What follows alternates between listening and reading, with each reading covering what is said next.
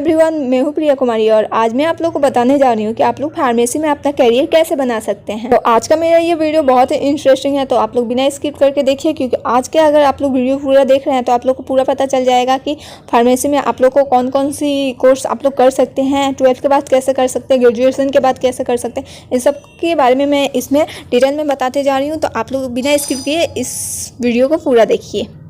आज मैं आपको फार्मेसी के बारे में विस्तार में बताऊंगी ताकि किसी भी छात्र को कैरियर की राह में किसी तरह की आपत्ति ना हो। फार्मेसी में मुख्यतः दो प्रकार के कोर्स होते हैं, बी फार्मा और D pharma.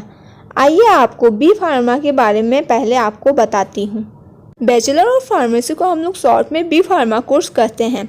B pharma course 4 साल का कोर्स होता है। यह एक अंडर ग्रेजुएट कोर्स है।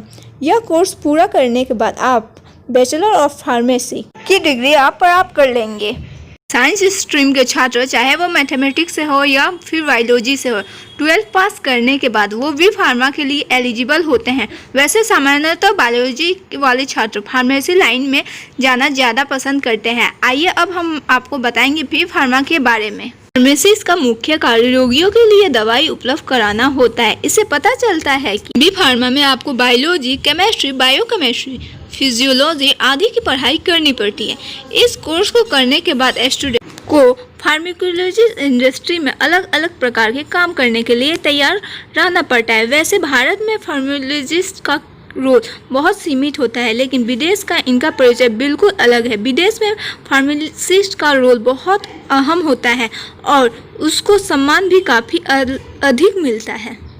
बैचलर ऑफ फार्मेसी एक अंडर ग्रेजुएट डिग्री कोर्स है जो 4 साल का होता है। बी फार्मा की 4 साल की पढ़ाई को 8 सेमेस्टर में बांटा जाता है और हर सेमेस्टर 6 महीने का होता है। हर सेमेस्टर में स्टूडेंट को एक थियोरिकल एक्सटर्नल एग्जामिनेशन देना जरूरी होता है, जिसे मेन एग्ज़ाम कहते हैं। कुछ सेमेस्टर में प्रैक्टिकल एग्ज़ाम भी होते हैं, जिसमें हॉस्पिटल फार्मेसी, क्लिनिक फार्मेसी और कम्युनिटी फार्मेसी जैसे विषय शामिल होते हैं। साइंस स्ट्रीम का कोई भी छात्र जिसने फिजिक्स केमिस्ट्री मैथ या फिजिक्स केमिस्ट्री बायोलॉजी से 12th बोर्ड की परीक्षा किसी मान्यता प्राप्त संस्थाओं से पास की हो, इस कोर्स को करने के लिए एलिजिबल होता है।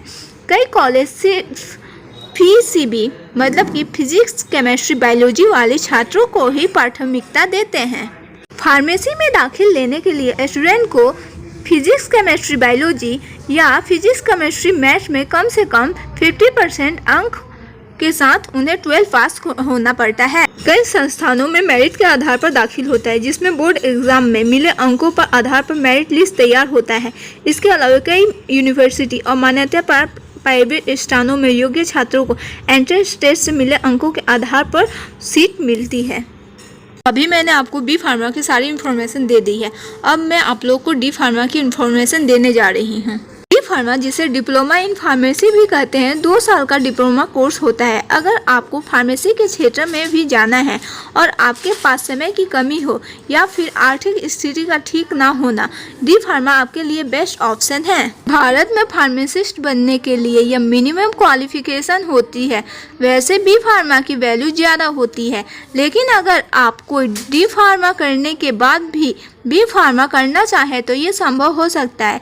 इसके लिए आपको बी फार्मा में सीधे दूसरे साल में प्रवेश मिल जाता है। बैचलर ऑफ फार्मेसी पूरी करने के बाद कई छात्र पोस्ट ग्रेजुएट करने की इच्छा रखते हैं, इसीलिए मास्टर डिग्री पाने के लिए उन छात्रों को एक कदम आगे बढ़कर एम फार्मा करना पड़ता है। एम फार्मा, जिसे मास्टर ऑफ फार्मेसी कहते हैं, 2 साल का PG कोर्स है। PG कोर्स करने के बाद ग्रेजुएट किसी भी फील्ड से स्पेशलाइज्ड बन सकते हैं। इसके बाद वो और ज़्यादा एडवांस कोर्स जैसे PhD और खोजबीन के क्षेत्र में भी जा सकते हैं। मास्टर ऑफ फार्मेसी करने के बाद लेक्चरर के रूप में भी अपना कैरियर बना सकते हैं। कई छात्र MBA करके इस क्षेत्र में व्यवसाय करने की चाह भी रखते हैं।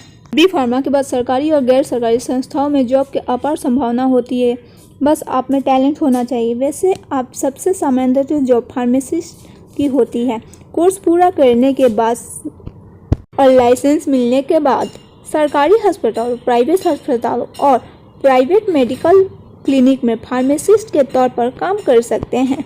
अगर कोई आर्थिक रूप से संपन्न हो तो खुद की मेडिकल शॉप भी खोल सकता है जिसमें काफ़ी कमाई होती है। फार्मेसी करने के बाद ग्रेजुएट छात्र pharmacist, medical shop, scientist, teacher आदि के लिए क्वालिफाई हो जाते हैं। वो चाहे तो ड्रग इंस्पेक्टर, मार्केटिंग प्रोफेशनल जैसे जॉब भी आसानी से कर सकते हैं और उनको hospital and clinic, medical shop clinic आदि में जॉब मिल सकती है। तो मित्रों, यहाँ पर मैंने फार्मेसी में अपना करियर बनाने से जुड़ी सारे प्रश्नों के उत्तर दे दिए हैं। अगर फिर भी आपके मन में कोई शंका हो तो आप कमेंट के जरिए पूछ सकते हैं। आज का वीडियो आप लोग को कैसा लगा कमेंट करके ज़रूर बताएं और ये मेरा नया चैनल है तो आप लोग सब्सक्राइब जरूर ही कर लेना। आप लोगों का सपोर्ट मुझे बहुत ही ज़रूरत है और आज के लिए इतना ही। मिलते हैं अगले वीडियो में and thank you for watching.